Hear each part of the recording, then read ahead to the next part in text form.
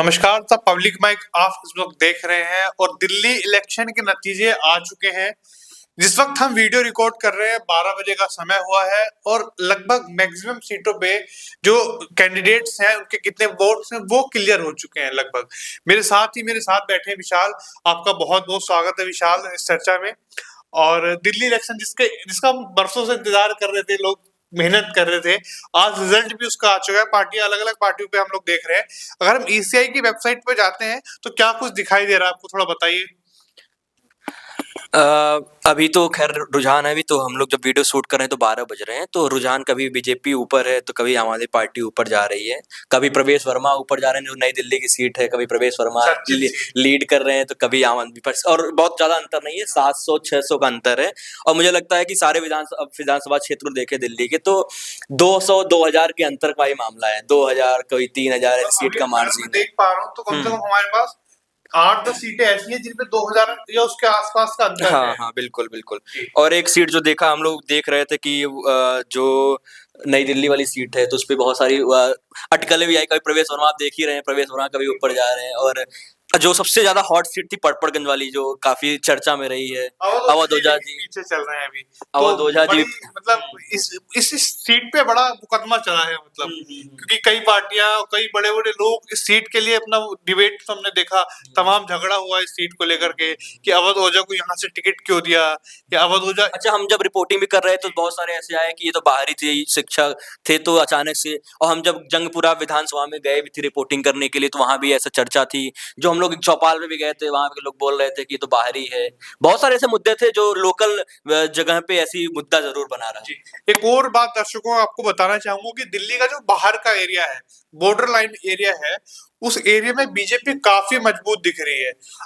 मैं कुछ सीटों की बात करूं, जैसे बादली की सीट हुई, बवाना की सीट हुई, नरेला की सीट हुई, रोहिणी वाली सीट हुई, इन सीटों पे बीजेपी लगातार आगे है। उस सुबह से हम जब रुझान देख रहे हैं तो सुबह से भारतीय जनता पार्टी ठीक ठाक वहां आगे चल रही है। जो मिडिल दिल्ली वाली सीटें हैं, जहां हम नई दिल्ली की बात करते हैं, उसके आसपास की कुछ सीटों की बात करते हैं, चांदनी चौक, मटिया मेल विधानसभा, यहाँ पे आम आदमी पार्टी आगे है। बाकी अगर देखें तो भारतीय जनता पार्टी काफी ज्यादा बढ़त बना चुकी है।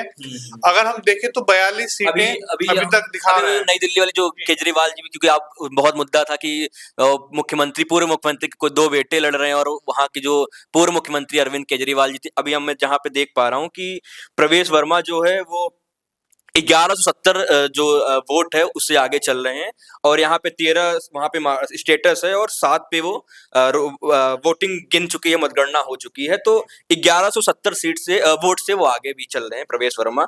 और ये कब तक रहेगा कि ये उड़लफेर हो रहा है, कभी अरविंद केजरीवाल जी ऊपर जा रहे हैं, तो मैं जैसे बता चुका हूँ आपको। तो बहुत सारी सीट है जहाँ पे उम्मीद थी। हम पड़पड़गंज जो विधानसभा देख रहे हैं उसमें रविंद्र सिंह नेगी जी थे, वो भी 18,699 वोट से आगे चल रहे हैं, बहुत बड़े मार्जिन है। हम पिछली बार जब देखो 2020 वाले में तो वहां पे 200 कुछ सीट पाई थी कांग्रेस, तो कांग्रेस तो 2000 सीट पाई थी। तो बड़ा वो था कि क्यों ये वाला सीट, क्योंकि अब तो अवध ओझा जब से आए हैं तो पटपड़गंज वाली सीट काफी हॉट सीट में गिनी जाती थी। एक सीट की मैं और बात यहाँ करूंगा। उस सीट का नाम हुआ आपका मॉडल टाउन की सीट। वो अखिलेश त्रिपाठी की पेट सीट रही है, मतलब। लेकिन अच्छा, अखिलेश त्रिपाठी नहीं, ये बहुत ज्यादा इन पे विश्वास दिखाते हैं केजरीवाल, क्योंकि उनको देखो स्टार्टिंग से देते आए हैं। तो अखिलेश त्रिपाठी के बारे में एक बात और कही जाती है कि अखिलेश त्रिपाठी जो लोकल क्षेत्र है उनको काफी पसंद करती है जनता। तो उसी का परिणाम है कि काफी हालांकि जो इनकी जो मार्जिन है 582 की जरूर रही है वोट की, पर अच्छे नेता माने जाते हैं वहां। नेता अच्छे हैं और जो पकड़ भी मजबूत है, इस पे कोई डाउट नहीं है। लेकिन अगर हम वोटिंग की बात करें तो जहां पहले इलेक्शंस में काफी ज्यादा जीते थे, एक बार उन्होंने कपिल मिश्रा को भी 3-4 हजार वोटों से हराया था मॉडल टाउन से। उस पे लड़े थे जी, जब कपिल मिश्रा पहली बार 2020 में भारतीय जनता पार्टी से चुनाव लड़े थे, शिफ्ट हुए थे। जी। अच्छा, एक सीट और है, मैं बताना चाहूंगा कि मुस्तफाबाद सीट कन्विक्टेड जो व्यक्ति है ताहिर हुसैन है, वहां के AIMIM से हैं।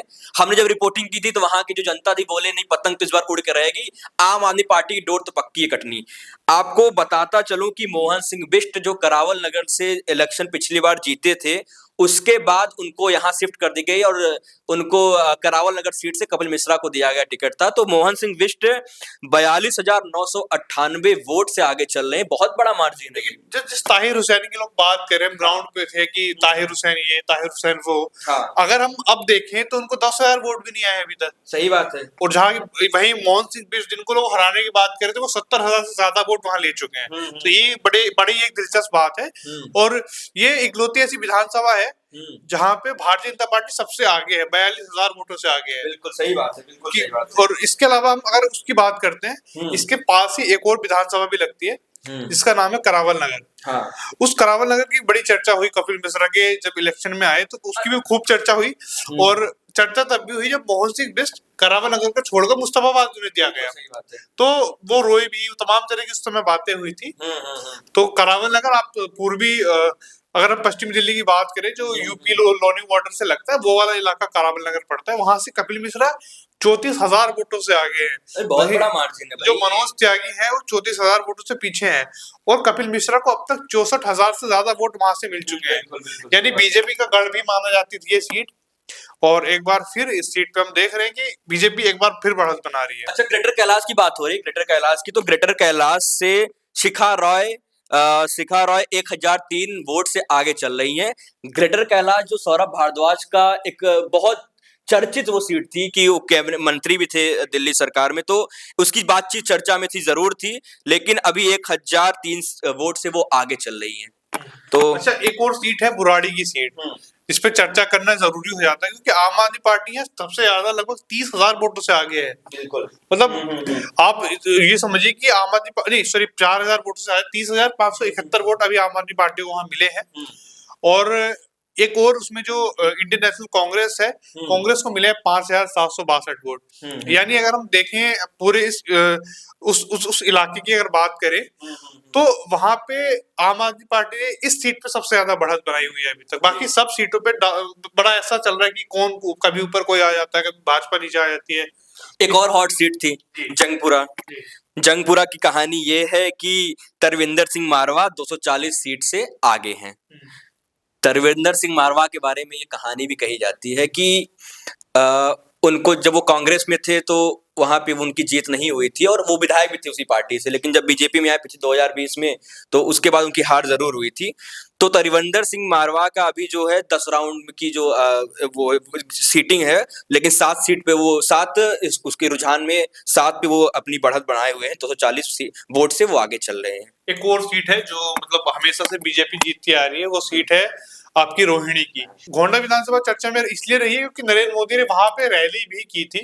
वहां से भारतीय जनता पार्टी आगे चल रही है। अजय महावर वहां से है और 57,000 वोटों के साथ वो 18,000 वोटों से आगे चल रहे हैं। एक और चर्चित सीट थी किरारी की। किरारी की वो जनसभा सबको याद होगी, केजरीवाल जी और अखिलेश यादव दोनों का वहीं पे गठजोड़ हुआ था और वहां पे समर्थन मांगा था अखिलेश यादव जी ने केजरीवाल के लिए। तो किरारी से अनिल झा इस समय लीड पे हैं। उनको 70,674 और 15 राउंड की मतगणना पे उनको मिला है और लीड किए हैं वो 16,799। तो एक बड़ी फाइट भी है किरारी, क्योंकि वहां पे जनसभा हुई थी और बड़ी जनसभा हुई थी, तो लोगों की चर्चा भी थी कि अखिलेश यादव ने कांग्रेस का साथ छोड़ करके केजरीवाल को समर्थन दिया, तो एक बड़ी बात थी यहाँ उन लोगों के लिए। और एक और विधानसभा छतरपुर है जहां से भाजपा काफी आगे है, 3,000 वोटों से आगे है। और ब्रह्म सिंह तंवर जो है आम आदमी पार्टी के, वो इस बार पिछड़ गए हैं वहां से। तो बड़ा दिलचस्प ये खेल रहेगा क्योंकि माना जाता है छतरपुर काफी भाजपा का गढ़ भी है और भाजपा वहां से जीत भी रही है। अभी अगर हम सबसे कुछ चर्चित सीटों की बात करें जो सबसे ज्यादा वोटिंग मतलब पा रही है, तो उन सीटों में हमारा मुस्तफाबाद और करावल नगर आता है जहां भाजपा 30,000 से ज्यादा वोटों से आगे है। और एक और बात थी कि जो सुरेंद्र पाल सिंह बिट्टू थे, जो पिछली बार बीजेपी से चुनाव लड़े थे, इस बार वो आम आदमी पार्टी ज्वाइन कर लिए। और तिमारपुर जो विधानसभा है वहां से पहले दिलीप कुमार पांडे विधायक थे, इस बार इनको टिकट नहीं दिया गया और उनकी जगह पे सुरेंद्र पाल सिंह बिट्टू जो बीजेपी से आए हुए थे, तो अभी वो लीडिंग पे हैं और 25,539 उनको वोट मिले हुए हैं और 2,501 वोट से वो अभी मार्जिन में है, लीड कर रहे हैं। और वहीं पे बीजेपी तिमारपुर से खड़ी की थी सूर्य प्रकाश खत्री को, जो कि भी 23,038 सीट पाए हैं और एक बड़ी मार्जिन है 2501, मतलब ठीक ठाक स्थिति में है अभी सुरेंद्र पाल सिंह। लेकिन अभी जो अभी लीडिंग हुई है वो कितने उस पे हुई है, तो अभी बातचीत हम लोग करेंगे कि इस पर कौन सी ज्यादा अभी ट्रेलिंग पे है, कौन सी ज्यादा विन पे है। तो अच्छा, एक और सीट में जरूर बोलना चाहूंगा, सीलमपुर की सीट है, वहां से आम आदमी पार्टी आगे है। तो हमें पता है मुस्लिम बाहुल्य क्षेत्र है, मुस्लिम वोटर्स ठीक ठाक है वहाँ, तो ऑब्वियसली भाजपा को कम वोट गए हैं वहां से, तो वहां से आम आदमी पार्टी आगे है, लेकिन वो भी ठीक ठाक 27,000 के से बड़े मार्जिन से आगे है। ठीक है। लो एक और सबसे जो हॉट सीट थी, ओखला विधानसभा। हम जब बात करते हैं ओखला विधानसभा की, जब हम बात करते हैं मुस्तफाबाद की, तो एक ही चीज दिखती है, पतंग। AIMIM 2 सीट पे अपने चुनाव लड़ाई हुई थी। ओखला भी अभी आम आदमी पार्टी के कब्जे में है। अब